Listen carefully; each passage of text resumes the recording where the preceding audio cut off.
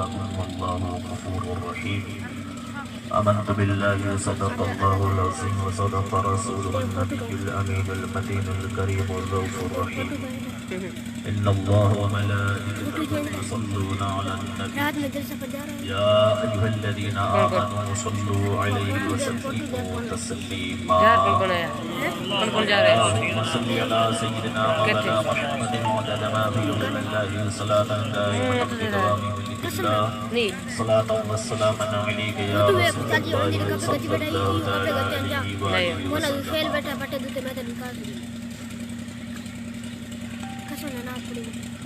کیڑی کہ محمد سے وفا تونے تو ہم تیرے ہیں، کہ محمد سے وفا تونے تو ہم تیرے ہیں، یہ جہاں چیز ہے کیا لوح و قلم تیرے ہیں۔ عزیزان ملت اسلامیہ، آج کی یہ بابرکت عقیقہ کے موقع پر یہ میلاد مصطفیٰ سجائی اور رکھ کے اللہ تعالیٰ اپنی بات قبول فرمائے۔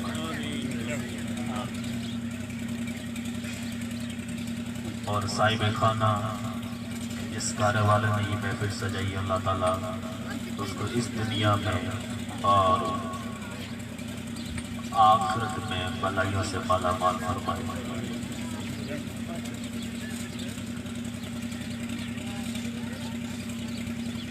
انشاءاللہ لمبی چوڑی تقریب نہیں ہوگی،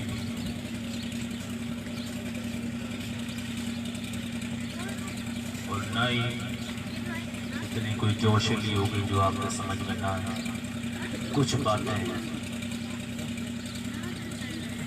مسائل کی روشنی میں حل کرنے کی کوشش کروں گا۔ اللہ مجھے حق بولنے اس پر عمل کرنے کی توفیق بخشے۔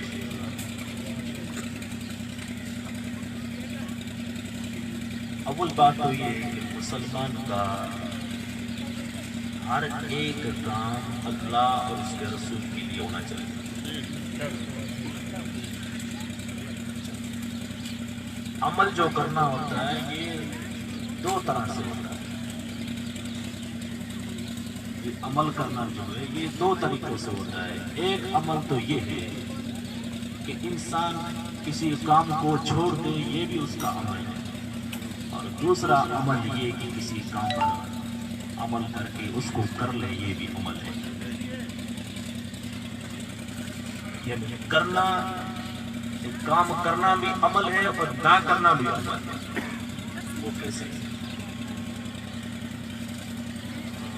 مثال کے طور پر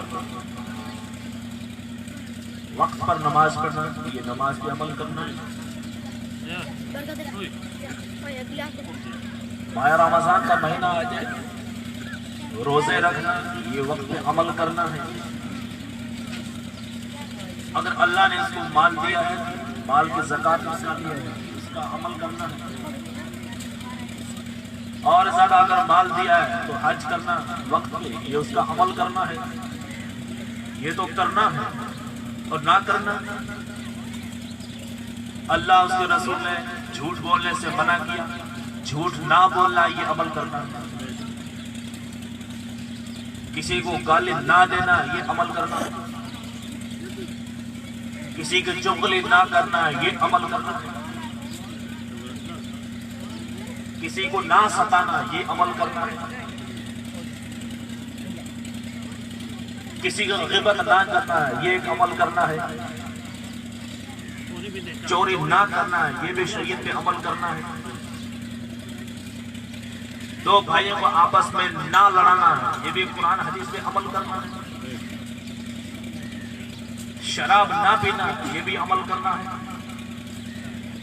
جوا نہ کھیلنا یہ بھی عمل کرنا ہے۔ تاش کے پتے ہاتھ میں لے کے تاش نہ کھیلنا یہ بھی عمل کرنا ہے۔ ہر وہ چیز اس کے دو پہلو ہیں، یا تو شریعت نے اس کا حکم دیا ہوگا یا شریعت نے منع کیا ہوگا۔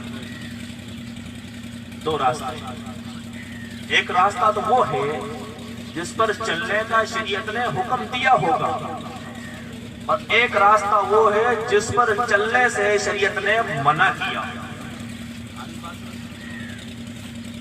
یعنی ایک چلنے کا حکم ہے اور ایک نہ چلنے کا حکم ہے، ایک راستہ پار کرنے کا حکم ہے تو دوسرا وہ راستے کے نزدیک نہ جانے کا حکم ہے۔ اور اس کا بھی قرآن کے اندر ذکر ہے، اللہ نے فرمایا 28 پارے میں ما آتاکم الرسول فخذوہ وما نہی عنکم فانتہوا، اللہ فرماتا ہے جو رسول تمہیں دے دیں اس پر عمل کرو، اگر منع کر دیں تو رک جاؤ۔ جس راستے پر رسول اللہ تمہیں کرنے کا چلنے کا کہہ دیں تو بغیر سوچے سمجھے چل پڑو اس راستے پہ، کامیابی مل جائے گی۔ اور راستہ جو دیکھنے میں اچھا ہو لیکن حضور اگر منع فرما دے تو پھر آپ رک جاؤ، اس راستے پر چلنے پہ سوائے نقصان کے کچھ نہیں۔ یہ دو راستے، اور آگے ذرا چلتے ہیں تو اللہ اس کے اور وضاحت فرماتا ہے وَهَدَيْنَاهُ النَّجْدَيْنِ، اللہ فرماتا ہے ہم نے انسان کو دونوں راستے بتائے ہیں، اچھائی کا بھی ہے اور برائی کا بھی ہے۔ یا اللہ ہر اچھائی کا راستہ ہمیں پتہ نہیں، کیا کریں؟ اللہ فرماتا ہے گھبراتے کیوں، میرے نبی کے دروازے پہ آ جاؤ، میرا حبیب میرا مصطفیٰ تمہیں سب کچھ بتا دے گا، سب کچھ بتا دے گا۔ جس راستے پر چلنے کا میرا نبی کہہ دے تو چل پڑو، منع کر دے رک جاؤ۔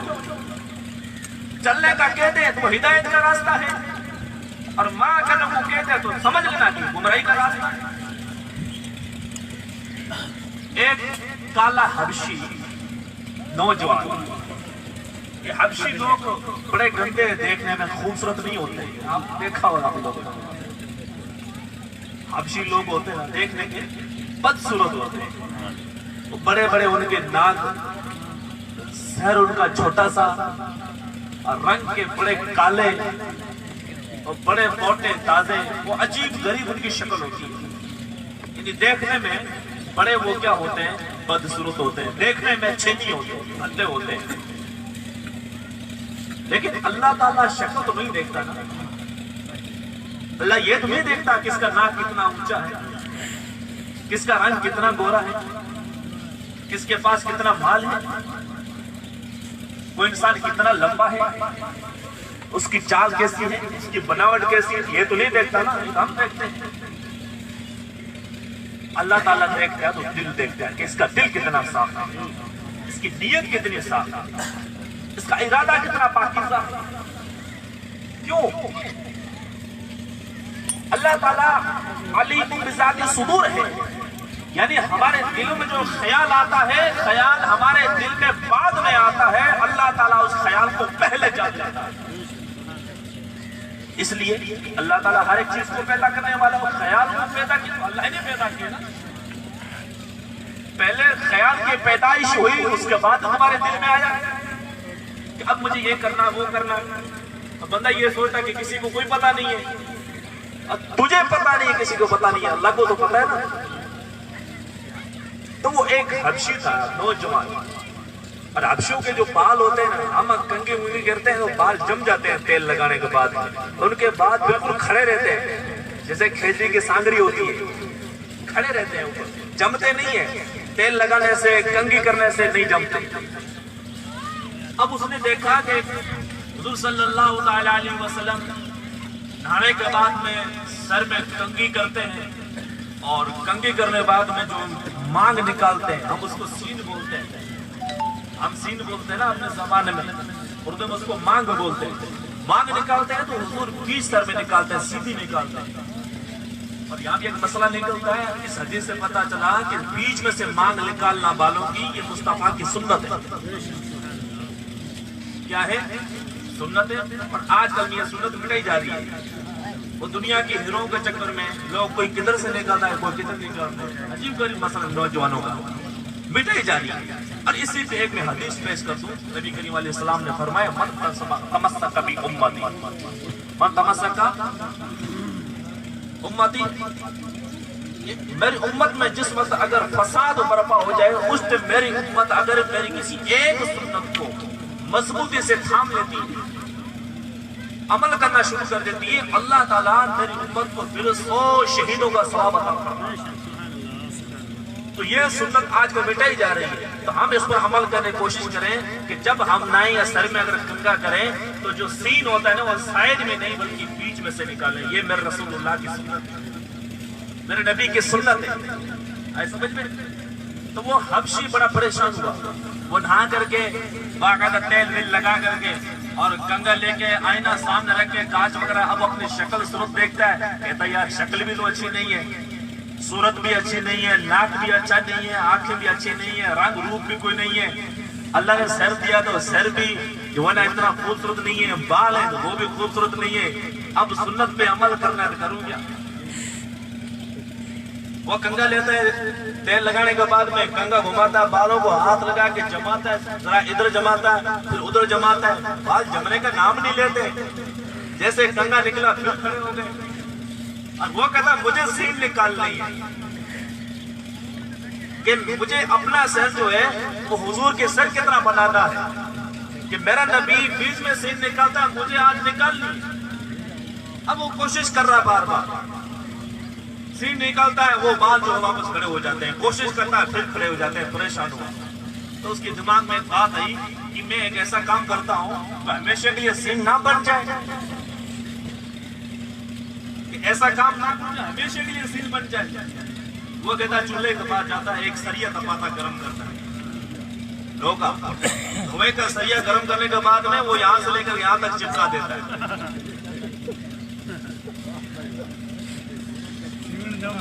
اب سنت میں اب اس کی سمجھ ہے, حالانکہ اس کا یہ فرض واجب نہ تھا, سنت تھی, اس کو جلانا نہیں چاہیے تھا, لیکن حضور کی محبت تھی, اپنی چمڑے کی پرواہ نہیں کی, سر کے بالوں کی پرواہ نہیں کی, پرواہ کی تو مصطفیٰ کی سنت کی پرواہ کہ مجھے اپنا سر ہے حضور کے سر کی طرح بنانا ہے.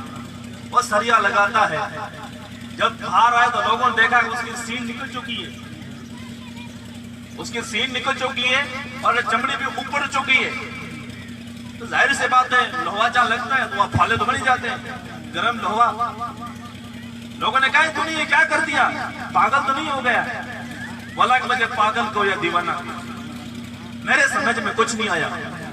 مجھے اپنا سر حضور کے سر کی طرح بنانا تھا لیکن نہیں بن پا رہا. میں نے بڑی کوشش کی, سین نکالا تھا, بال پھر کھڑے ہو رہے. میرے دماغ میں ایسا خیال آیا کہ ایسا کام کیوں نہ کروں, ہمیشہ کے لیے سین بن جائے,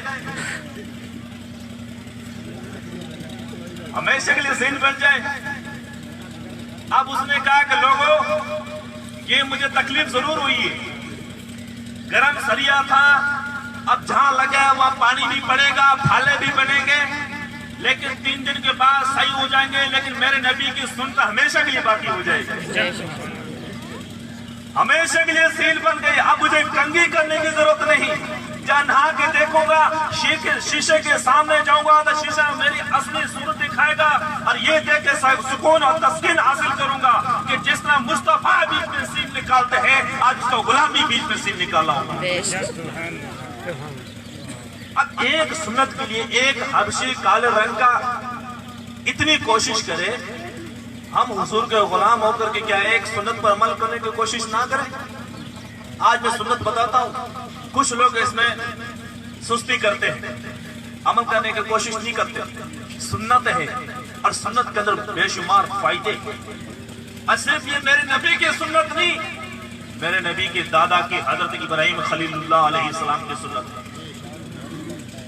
بچے کا ختنہ کرنا یہ حضور کی سنت ہے, اور ختنے کے اوپر پھر جانور ذبح کر کے لوگوں کو دعوت کرنا خوشی کی, یہ بھی میرے نبی کی سنت ہے اور حضور نے فرمایا ہے. جب بچہ ہو تو اس کا عقیقہ کرو, 7ویں دن عقیقہ کرو, بچے کی طرف سے خون بہاؤ یعنی جانور ذبح کرو اور اسے تکلیف کو دور کر دو. یہ میرے نبی کی حدیث ہے, تکلیف کو دور کر دو. تکلیف کیا ہے کہ 7واں روز اس کے سر کے بال موڑ لیے جائیں اور پھر اس کے بالوں کا وزن کر لیا جائے کہ کتنا ہوتا ہے, اتنے وزن کی بال کی بچے کی طرف سے جو ہے چاندی یا سونا ہو سکے تو صدقہ کر دیا جائے. اس سے فائدہ یہ ہوتا ہے کہ بچہ اچھا خوبصورت ہوتا ہے اور اس کے اخلاق اچھے ہوتے ہیں, اس کی عادت اچھی ہوتی ہے. اور بچہ جلدی بڑھتا ہے، اس کے جسم کے اندر جو ہے نا صحت آ جاتی ہے، بیماریاں دور ہوتی ہیں اور بچہ خوبصورت لگتا ہے. یہ میرے نبی نے حکم دیا ہے باقاعدہ. اچھا اس دوسری حدیث میں اللہ کے رسول صلی اللہ علیہ وسلم نے امام حسن حسین اپنے نوازوں 7ویں روز عقیقہ کیا اور آپ نے جو ہے عقیقے کے عوض میں مینڈے ذبح کیے. مینڈا جو ایک بھیڑے کی قسم ہے، مینڈا وہ آپ لوگ اچھی طرح جانتے ہیں. مینڈا ذبح کیا. اب ان حدیثوں سے یہ پتا چلا اور حضور کی طرف سے یہ حکم ملتا ہے کہ بچہ جب 7 دن کا ہو جائے تو اس بچے کا عقیقہ کیا جائے اور 7ویں روز بچے کا نام بھی رکھا جائے. 7ویں روز بچے کا نام بھی رکھا جائے. یہ ہے سنت، یہ فرض نہیں ہے، سنت کی بات کر رہا ہوں. اب کوئی اعتراض کرے، سوال پیدا ہوتا ہے کہ حضرت اگر کسی کے پاس کچھ ہے ہی نہیں، بچہ ہو گیا، اللہ کی رحمت ہے، نام رکھنے میں پیسہ نہیں لگتا، 7 روز نام رکھ لیا، لیکن عقیقہ کرنے کے لیے اس کے پاس بکرے نہیں ہیں، اس کے پاس بکریاں بھیڑ جانور نہیں ہے، پیسہ بھی نہیں خرید کے کر لے تو کیا کرے. اب فتویٰ یہ ہے کہ 7ویں روز اگر نہ ہو تو آپ 14ویں روز کر لیجیے. پیدائش کے جب 14واں دن آئے تو بچے کا عقیقہ کر لیجیے. 14ویں روز اگر نہ ہو تو پھر آپ 21ویں روز کر لیجیے. آئے سمجھ میں؟ 21ویں روز اگر یہ ہو نہ پائے تو آپ زندگی میں جب بھی عقیقہ کریں گے تو عقیقہ ہو جائے گا، حضور کی سنت ادا ہو جائے گی، سنت ادا ہو جائے گی. اب یہ سوال پیدا ہوتا ہے کہ ماں باپ اب بچے کا عقیقہ نہ کریں. بچہ پیدا ہوا، چلا گیا دنیا سے، مہینے 15 دن کا تھا، 10 دن کا تھا، چلا گیا عقیقہ کرنے سے پہلے. اب یہ سوال ہوتا ہے کیا وہ بچہ ماں باپ کو کچھ فائدہ دے گا نہیں دے گا؟ جو حدیث پاک ہے نا کہ چھوٹے بچے جو چلے جاتے ہیں وہ قیامت کے دن ماں باپ کی شفاعت کریں گے، اللہ تعالیٰ سے رحمت سے جھگڑیں گے، ماں باپ کو ساتھ میں جنت لے جائیں گے. یہ حدیث پاک مفہوم ہے. تو کیا اگر جس کا عقیقہ نہیں کیا کیا وہ شفاعت نہیں کریں گے؟ مسئلہ یہ ہے کہ وہ ماں باپ کی شفاعت نہیں کریں گے، یہ ماں باپ پر قرض ہے، اس کو کرنا چاہیے تھا نہیں. آئے سمجھ میں؟ کرنا چاہیے تھا نہیں کیا، یہ ماں باپ کے اوپر قرض ہے. جبکہ بچہ زندہ پیدا ہوا، 7 دن کے اندر چلا گیا، کوئی دقت نہیں ہے. 7 دن ہونے کے بعد میں جو عقیقہ نہ کیا، یہ ماں باپ پر قرض ہے. تو بچہ 7 دن ہو گیا، اس کا کم از خطرہ تو کروا دیتے، اس کے سنت تو کروا دیتے، عقیقہ بعد میں کر دیتے ہیں، کچھ نہیں کرایا، ہے ماں باپ پر قرض ہے. تو یہ عقیقہ کرنا یہ سنت ہے. اچھا یہاں بھی ایک حکم عقیقہ کا ہوا ہے کہ بچے کی سنت میں 7ویں دن کرائی جائے، ختنہ بھی کیا جائے 7ویں روز اور نام بھی رکھا جائے 7ویں روز. ٹھیک ہے، ختنہ کرانا، سنت کرانا تو یہ ایک طریقہ ہے، چاہے آپ ڈاکٹر سے کرائیں یا عام آدمی کسی بھی نئے سے آپ کروائیں، مسئلہ وہ ہے کہ اچھا نام رکھنے میں کہ نام کیسا رکھا جائے. اب اس بارے میں حدیث پاک میں آیا کہ جس گھر میں بچہ پیدا ہو اور باپ نے، اب حضور فرماتے ہیں کہ میری محبت کی وجہ سے، کیوں ہمارے نبی کا نام محمد ہے، محمد نام ہے، میری محبت کی وجہ سے باپ نے بچے کا نام محمد رکھا، تو قیامت کے دن اعلان ہوگا کہ جس کا نام محمد رکھا ہو بچے کا، وہ بچہ اور باپ دونوں جنت میں چلے گئے، نام کی برکت کی وجہ سے، نام کی برکت کی وجہ سے. اور دوسری حدیث میں آیا کہ قیامت کے دن اعلان ہوگا کہ جس کا نام محمد یا احمد ہے، وہ دونوں شخص، جس کا نام رکھا ہے وہ بچہ ہوا، جس نے رکھا وہ باپ ہوا، کہ دونوں شخص جنت میں چلے جائیں. وہ دونوں عرض کریں گے مولا پلے کچھ نہیں ہے، جنت کس بات میں مل رہی ہے، نیکی تو پلہ ہے ہی نہیں، جنت کا اعلان ہوا کس بنیاد پر؟ اللہ فرمائے گا کہ میں نے قسم اٹھا کے رکھی ہے میں نے قسم کھائی اس بات پہ کہ جس کا نام محمد یا احمد ہوگا اس کو ہرگز دوزخ میں نہیں بھیجوں گا، اس کو دوزخ میں نہیں بھیجوں گا۔ اچھا، یہ ہے سنت ہے، بچے کا نام رکھنا 7 روز سنت، ختنہ کرو سنت۔ ایک بات عجیب معاملہ ہے، ہمارے آپ کے بچے کو اگر کوئی تھپڑ مار دے، صرف تھپڑ مار دے تو ہم سے برداشت نہیں ہوتا ہے۔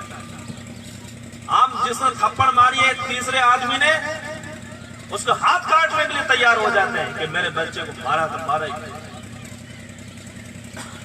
ذرا سا اگر تھپڑ مارنے پہ یا چھڑی مارنے پر اگر خون نکل جائے تو معاملہ تھانے تک پہنچ جاتا ہے، میٹنگ اور بچے تک پہنچ جاتا ہے معاملہ۔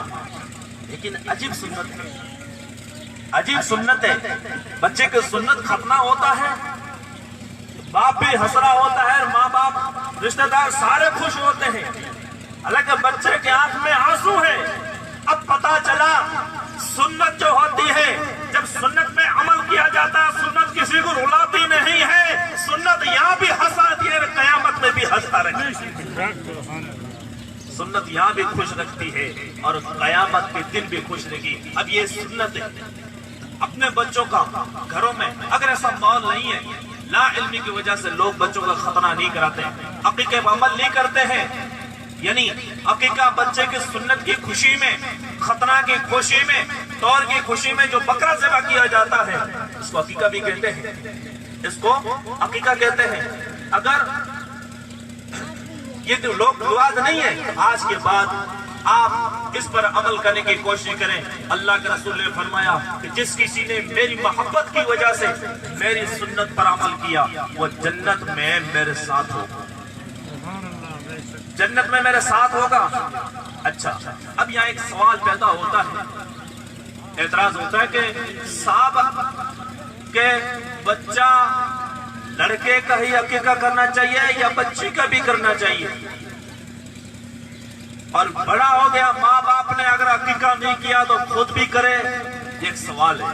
اس کا جواب شریعت کی روشنی میں فتویٰ اس پر کہ اگر آپ کے ماں باپ نے، ہمارے ماں باپ نے اگر ہمارا ختنہ نہیں کیا، یہ عقیقہ نہیں کیا، صرف سنت کرا دی، ختنہ کرا دیا، عقیقہ یعنی بکرے اس کی خوشی میں ذبح نہیں کی، حلال جانور، تو اب مسئلہ یہ ہے کہ آپ کے پاس جب بھی بن پائے تو آپ اپنی طرف سے عقیقہ کر سکتے ہیں۔ اس لیے کہ نبی کریم صلی اللہ علیہ وسلم مکہ چھوڑ کے جب مدینہ تشریف لے گئے تھے تو آپ نے صحابہ کرام کو دعوت کی اور خود کا عقیقہ اپنے آپ کیا،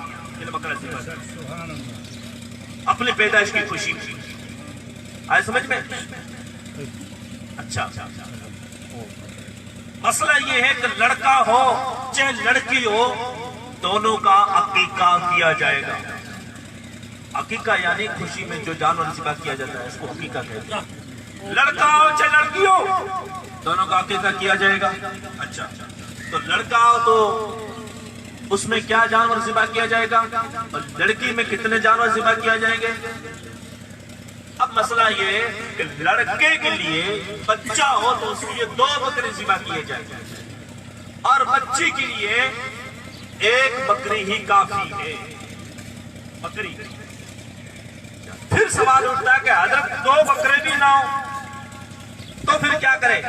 تو لڑکے کے لیے اگر 2 نہ ہو ضرور نہیں ہے، 1 ہی کافی ہے، 1 بکرا ہی کافی ہے۔ یہاں ایک سوال پیدا ہوتا ہے، تو لڑکے کے لیے تو بکرا ہو گیا، لڑکی کے لیے بکری ہو گئی، بھیڑ ہو گئی، کر سکتے ہیں جو حلال جانور ہے؟ کیا اس کا الٹا بھی کر سکتے ہیں؟ کیا لڑکے کے لیے بکری اور لڑکی کے لیے بکرا کر سکتے ہیں؟ نہیں کر سکتے؟ آئے سمجھ میں؟ لڑکے کے لیے بکرا بتایا نا، میٹا بتایا ہے، کیا بچی کے لیے بھی بکرا کر سکتے ہیں کہ نہیں؟ کیا بچی کے لیے میٹا قربان کر سکتے کہ نہیں ذبح عقیقے میں؟ مسئلہ یہ ہے کہ اچھا تو یہ ہے کہ لڑکے کے لیے نر ہو اور لڑکی کے لیے مادہ ہو، آری سمجھ میں؟ اگر اس کا الٹا کرتے ہیں تب بھی کوئی حرج نہیں ہے، الٹا یعنی لڑکے کے لیے بچے کے لیے نر ماتا کر دیں اور بچے کے لیے اگر نر کر دیں تو اس میں کوئی حرج نہیں ہے، عقیقہ ہو جائے گا۔ عقیقہ کیا ہے؟ ہو جائے گا۔ آئے سمجھ میں؟ تو یہ ہے عقیقے کے جو مسائل ہیں، اور یہ عقیقہ کرنا میرے نبی کی سنت ہے، اور اس سنت کو زندہ کرنے کی ہم کوشش کریں۔ آئے سمجھ میں؟ یہ 7 روز عقیقہ کرنے کا جو کہا ہے نا، اس روز اگر عقیقہ کیا جائے یعنی بچے کی سنت بھی کرا دیں، بچے کا سر بھی مڑوا دیں، اور جتنے بال اترے ان کو وزن کر لیں کہ 1 تولہ ہوتے ہیں یا 2 تولہ ہوتے ہیں، اتنا چاندی یا سونا وزن کر لیں۔ اگر 1 تولہ چاندی بنے گی تو کتنا بنے گا؟ اتنے چاندی غریبوں میں، فقیروں میں، مسکینوں میں آپ صدقہ کر دیں اور ادھر بکرا ذبح کر دیں گے تو انشاءاللہ بچے کی عادت بھی اچھی ہوگی اور بچہ جلدی جوان بھی ہوگا۔ اس کا یہ فائدہ ہے۔ اور حضرت ابراہیم علیہ السلام نے، اچھا ایک سوال کیا اڑتا ہے، میں آپ کو بیان کرتا ہوں، مجھے لمبے تقریر نہیں کرنی ہے، آج صرف مسائل بیان کرتا ہوں۔ بہت ضرورت ہے مسائل کی، سخت ضرورت ہے۔ لمبے چوڑے تقریریں سن کے ہمارے کان جو ہے نا وہ بہرے پوڑے ہو گئے، لیکن مسائل ہمارے کانوں میں کم پڑتے ہیں۔ اچھا یہ سنت یہ کیوں کی جاتی ہے؟ سنت کو اپنے یہاں طور بولتے ہیں، طور بولتے ہیں۔ تو یہ طور جو ہے نا یہ کتنی عمر تک کرائی جا سکتی ہے؟ یہاں ایک مسئلہ پیدا ہوتا ہے، اور اس مسئلے کے ضمن میں کچھ مسائل اور بھی نکلیں گے۔ بچہ جب تک نابالغ ہے، لڑکا جب تک نابالغ ہے، بالغ نہیں ہے،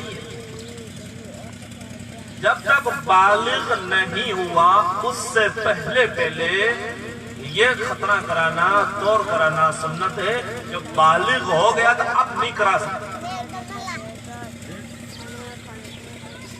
اب یہ دماغ میں سوال کو رکھیں آپ، اس کی وضاحت کرتا ہوں میں۔ جب تک بچہ نابالغ ہے تب تک آپ کرا سکتے ہیں۔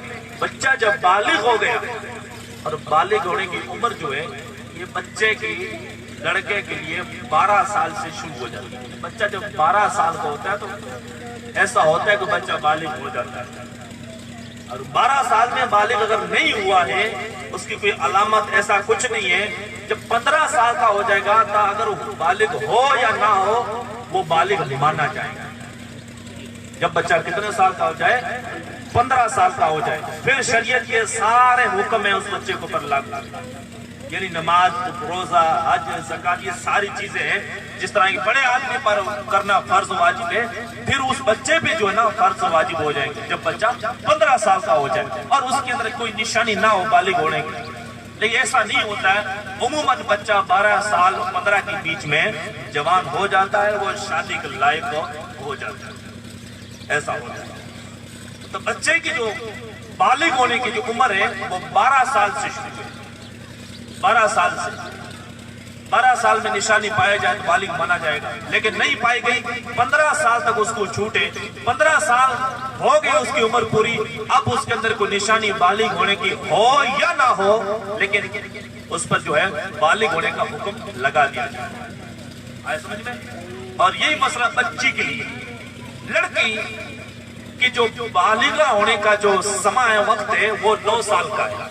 بچے جب 9 سال کی ہوتی ہے تو عموماً وہ بچی بالغہ ہو جاتی ہے۔ اگر 9 سال کی عمر میں نہیں ہوئی، 15 سال تک پہنچ گئی، پھر بھی اس کے اندر بالغہ ہونے کی نشانی نہیں ہے، 15 سال کی ہوگی تو اس کے اوپر بالغہ ہونے کا حکم لگا دیا جائے۔ یہ مسئلہ کلیئر ہو گیا۔ اب ایک بات میں اگر آپ سے سوال کروں یا آپ مجھ سے پوچھیں، یہ سوال یہ کہ ابھی میں نے کہا تھا کہ بچہ جب بالغ ہو جائے، بچہ جب بالغ ہو جائے تو اس کے بعد میں یعنی اس کی طور آپ نہیں کروا سکتے، تو یہ کیوں نہیں کروا سکتے؟ یہ سوال ہے ایک نہیں ہے کہ کیوں نہیں کروا سکتے؟ باتیں دماغ میں آ رہی ہے نا آپ لوگوں کو؟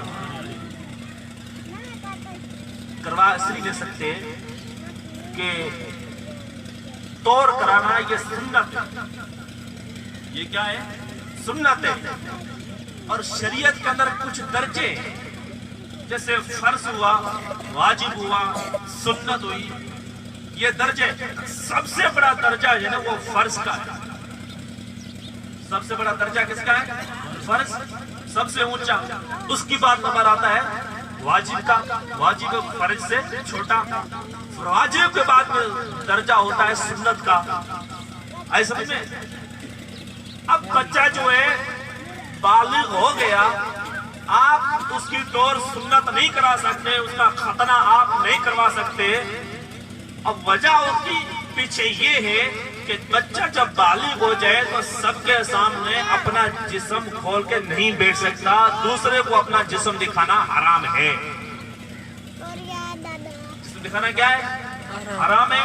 پردہ کرنا فرض ہے. پردہ کرنا کیا ہے؟ فرض ہے. جب پردہ کرنا فرض ہے اور ختنہ کرنا سنت ہے تو فرض کا درجہ سنت سے زیادہ ہوا. اب سنت سے جب فرض کا درجہ زیادہ ہو گیا تو اب بچوں کو جو ہے نا کسی اور سے سنت نہیں کروائے.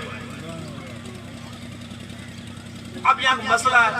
حضرت ابراہیم علیہ السلام جب لگ بھگ عمر 80 سال کی ہو گئی تھی, حضرت ابراہیم علیہ السلام جب عمر ہوگی کتنے سال کی؟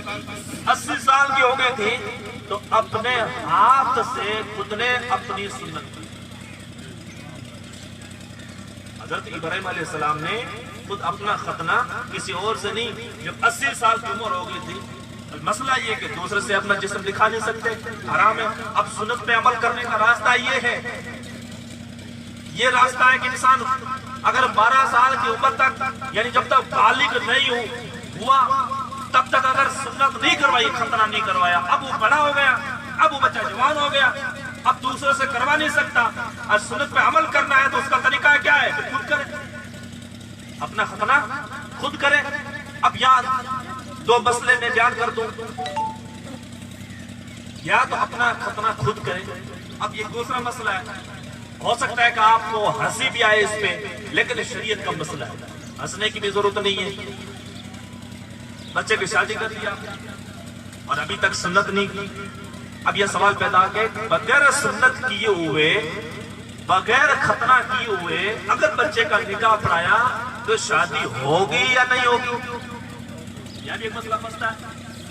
ہمارے ان پڑھ لوگ کہتے ہیں کہ جب تک سنت نہ کہتا یار یہ تو ہندو ہے, اجی کافر ہے.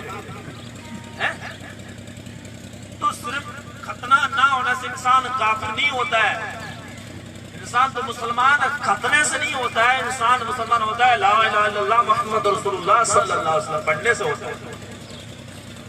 آئے سمجھ میں؟ کلمہ پڑھنے سے مسلمان ہوتا ہے. بچہ تو تمہارے گھر میں مسلمان پیدا ہوا نا, اس کے ماں باپ مسلمان ہیں, بچہ تو مسلمان ہے. یہ الگ بات ہے کہ سنت پہ عمل نہیں ہوا. آئے سمجھ میں؟ اب یہ مسئلہ کلیئر ہو گیا کہ جب بچے کا اگر سنت نہیں کہ یہ شادی کرنی تو شادی ہو جائے گی, کبھی اس میں ٹانگ نہ آ رہا ہے, کبھی بھی نہ آ رہا ہے. آئے سمجھ میں نا؟ ہاں شادی ہو جائے گی, کوئی دقت نہیں ہے.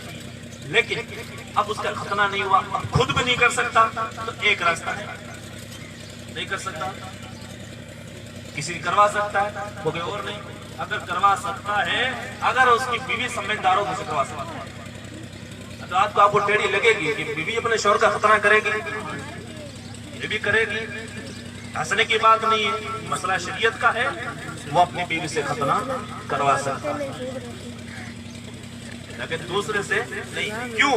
اچھا یہ دوسرے کے سامنے کپڑا جو جسم پر پہننا فرض ہے نا, وہ ناف سے لے کر کے گھٹنے سمیت گھٹنے تک ہے. ناف جس کو ہم اپنے زبان میں سنی بھی کہتے ہیں, سنی بھی کہتے ہیں, ناف سے لے کے یہاں تک چھپانا فرض ہے.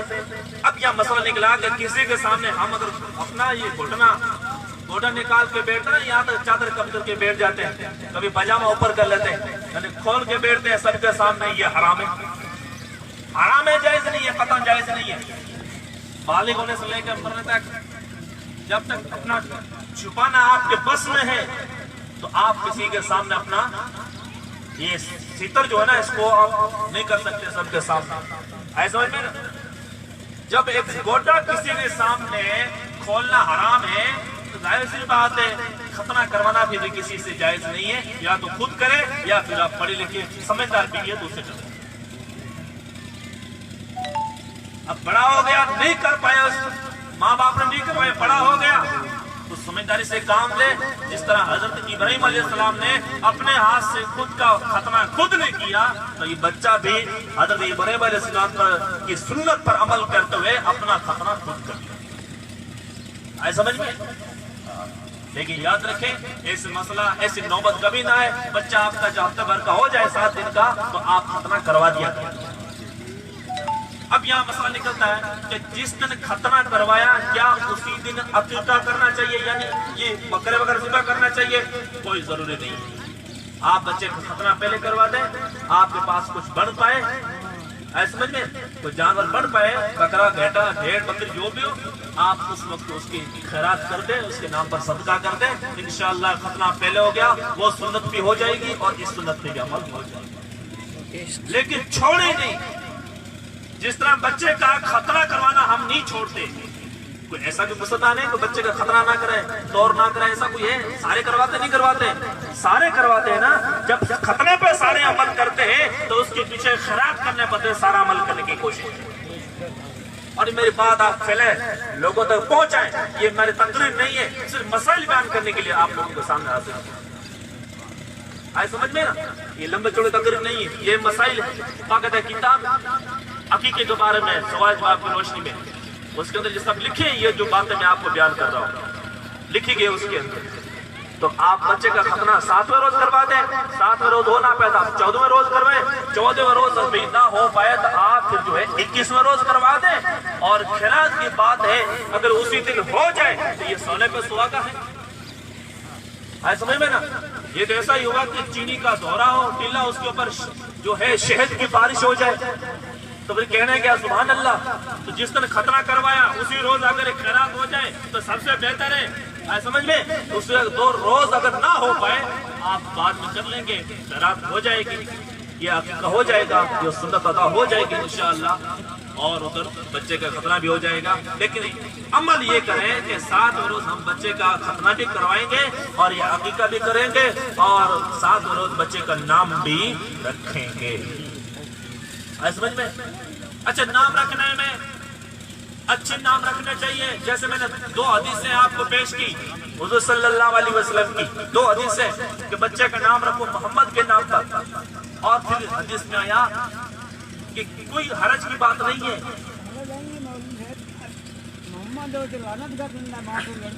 اب میں مسئلہ بیان کر رہا ہوں, مسئلہ بیان کر رہا ہوں, مسئلہ بیان کر رہا ہوں. حضور نے فرمایا کہ کیا حاجت ہے, پریشانی ہے کہ تمہارے گھر کے اندر 1 2 2 3 3 محمد ہو, کوئی پریشانی نہیں ہے.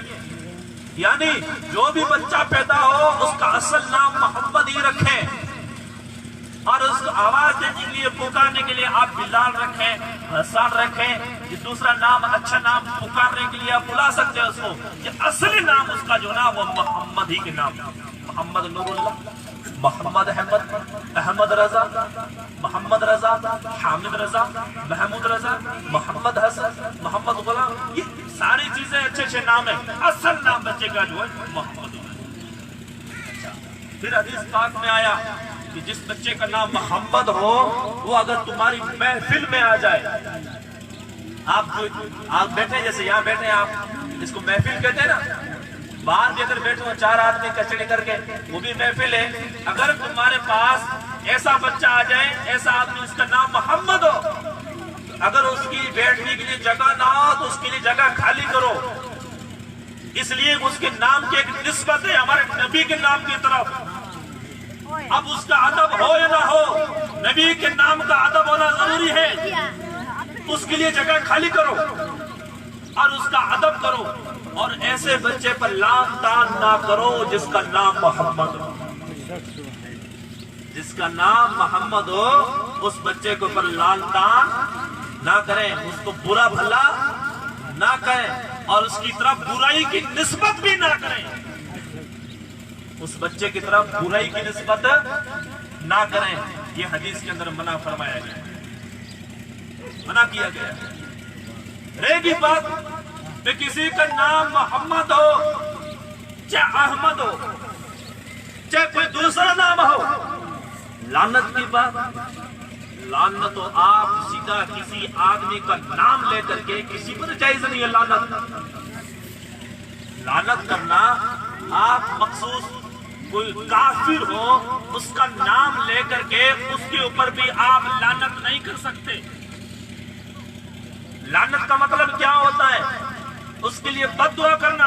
بد دعا کرنا کس کے لیے جائز ہے؟ بد دعا کرنا کسی کے لیے جائز نہیں ہے نا. تو لعنت کا مطلب ہوتا ہے بد دعا کرنا.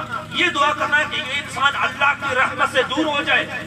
اور اللہ کی رحمت کسی ایک کے ساتھ خاص نہیں ہے، عام ہے. دنیا کے اندر جتنی بھی چیزیں ہیں ساری چیزوں کے اوپر اللہ کی رحمت ہے.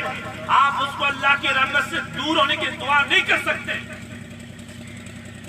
آئے سمجھ میں نا؟ تو کسی کے اوپر لعنت کرنا جائز نہیں ہے. ہم یہ کوئی ہمارا دشمن ہو جاتا ہے یا ہمارے کو آپس میں رنجش ہوتے کہتے ہیں لکھن لانا دے رہے ہوتے ہیں نا، یہ جائز نہیں ہے. آئے سمجھ میں؟ جب کسی ایک غیر کے اوپر آپ لعنت نام لے کے نہیں کر سکتے تو آپ کسی مسلمان کے اوپر تو کروڑا درجے دور ہے کہ بھی نہیں کر سکتے. آئے سمجھ میں؟ کوئی صورت نہیں ہے لعنت کرنے کی. اللہ فرماتا ہے یا ایھا الذین آمنوا، اے ایمان والو، انما المؤمنون اخوۃ، یہ مومن جو ہے آپس میں بھائی بھائی ہیں. اور آپس میں جب ذرا جھگڑا ہو جائے تو بیٹھ کے صلح کر لو. لعنت کرنے کی تو بات ہی نہیں. لعنت کرنے کی تو بات ہی نہیں ہے. جھگڑا ہو جائے نا صلح کر لو، آپس میں بیٹھ کے معاملہ حل ہوتا ہے. تو اب اللہ فرماتا ہے قل ان کنتم تحبون اللہ فاتبعونی. اللہ فرماتا ہے محبوبہ کہہ دو اپنے امتیوں سے، اللہ کو راضی کرنا چاہتے ہو نا، اللہ کو راضی، چاہے سنت چھوٹی ہو چاہے سنت بڑی ہو، آپ سنتوں پر عمل کرتے جائیں، قسم خدا کی اللہ تم سے راضی ہو جائے. سنت پر عمل کرو. شادی کرنا سنت ہے تو عقیقہ کرنا بھی سنت ہے. آئے سمجھ میں؟ جس طرح شادی کرنا سنت ہے ٹھیک اس طرح عقیقہ کرنا بھی سنت ہے. اللہ ان مسائل پر عمل کرنے کے ہمیں تمہیں سب کو توفیق اور رفیق عطا فرمائے. ایک مرتبہ درود شریف پڑھیں پھر کچھ دو چار باتیں کریں. اللہم صلی علی سیدنا مولانا محمد عدد ما فی علم اللہ صلاۃ دائمۃ بدوام صلاۃ والسلام علیک یا رسول اللہ.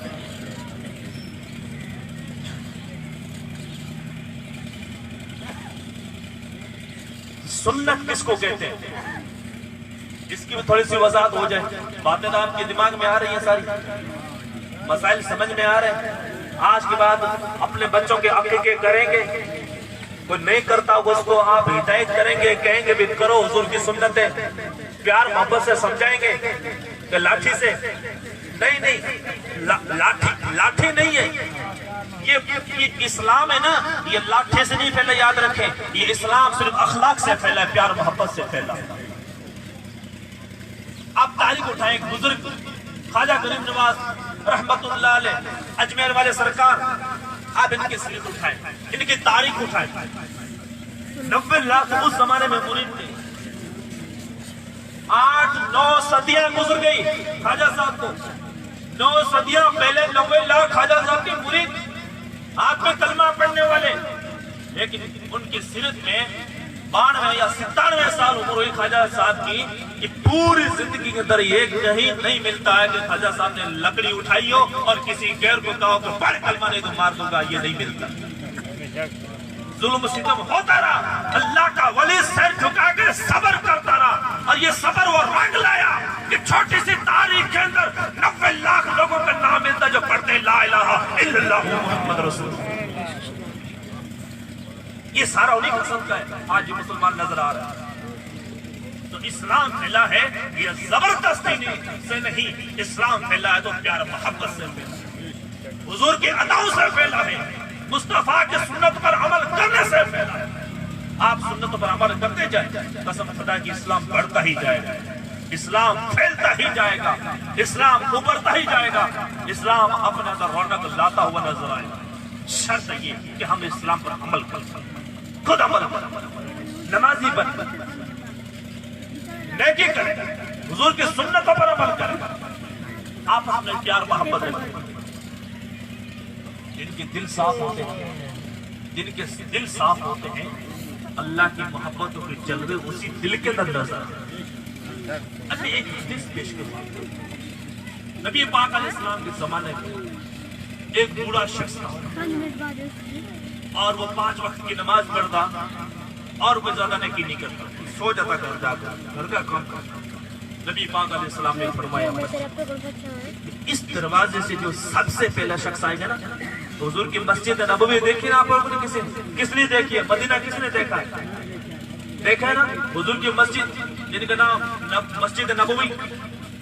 दरवाजा एक तो नहीं है ना, बहुत से दरवाजे, बहुत से दरवाजे। हुजूर ने फरमाया कि इस दरवाजे से जो शख्स, पहला शख्स जो मस्जिद के अंदर आएगा, अगर किसी को जन्नती देखना हो तो उस शख्स को देख ले। किसी को अगर जन्नती देखना हो दुनिया के अंदर, उस दरवाजे से जो अंदर शख्स आएगा, जो पहला शख्स होगा जब बूढ़ा हो, वो ही जन्नती। अब हुजूर के साहबे नौजवान, उसने देखा कि एक बूढ़ा आया है, नमाज पढ़ी, जल्दी से वापस चला गया। एक रोज देखा, 2 रोज, 3 रोज, वही शख्स सबसे पहले आता है, नमाज पढ़ के चला जाता है। अब उस नौजवान ने सोचा कि ये बूढ़ा हो सकता है घर जाके वो वजीफा करता होगा अल्लाह को राजी करने के लिए, तब ने हुजूर ने फरमाया ना कि जन्नती है। अब ये नौजवान गया उसके पीछे, उसके घर में चला गया, बोला कि मुझे मेहमान बन के रहना है, आपके पास कुछ दिन ठहरना है, रुकना है, अगर इजाजत हो। तो उस बूढ़े बुजुर्ग ने फरमाया कि कोई हर्ज नहीं बेटा, घर बहुत लंबा चौड़ा, आप बैठे रहे, क्या दिक्कत है। अब ये नौजवान उसका अमल देखने गया, यानी सीबीआई जांच देखने के लिए कि ये क्या करता है, रात को नमाज पढ़ता है, तस्बीह पढ़ता है, जिक्र करता है, लेकिन क्या करता है। दिन को वो बुजुर्ग नमाज पढ़ता, रात को इशा की नमाज पढ़ के सो जाता, फजर की अज़ान में उठता, नमाज पढ़ता, फिर वापस घर में आ जाता। नौजवान 2 दिन रुका या 3 दिन रुका, और रात को सोता नहीं, बूढ़ा सोता था, ये नौजवान टेढ़ी आंख से देखता रहता, कब उठता है तहज्जुद पढ़ता है, कब उठता है अल्लाह की इबादत करता है, कब उठता है कि नमाज पढ़ता है, लेकिन पूरी रात 3 रोज हो गए या 2 रोज हो गए। अब वो नौजवान ने कहा मैं जा रहा हूँ, मैं जा रहा हूँ भाई। बुजुर्ग ने कहा कि क्या बात है, क्यों जा रहा है, किस लिए आया था? तो बस जा रहा हूँ। तो काम था कोई? बोले काम था, लेकिन अब बता नहीं सकता। बोले क्या काम था? कि काम तो ये था कि हुजूर ने फरमाया कि इस दरवाजे से जो सबसे पहले शख्स आएगा वो जन्नती होगा, अगर जन्नती देखना तो उसको देख लेना।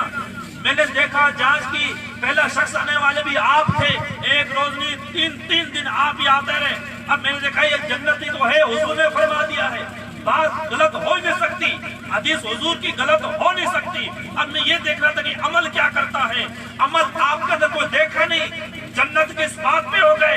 उस बुजुर्ग ने कहा कि बेटे ये एक राज था, आज मैं जाहिर करता हूँ, बेटा अमल कुछ नहीं है, लेकिन ये जो दिल है ना, इस दिल के अंदर किसी भी इंसान के बारे में दुश्मनी नहीं है। ये दिल मेरा साफ है, दिल मेरा बड़ा साफ है, बस मेरी ये नेकी है कि अल्लाह को पसंद आई। अल्लाह ताला ने अपने महबूब से दुनिया के अंदर जन्नती होने का ऐलान किया।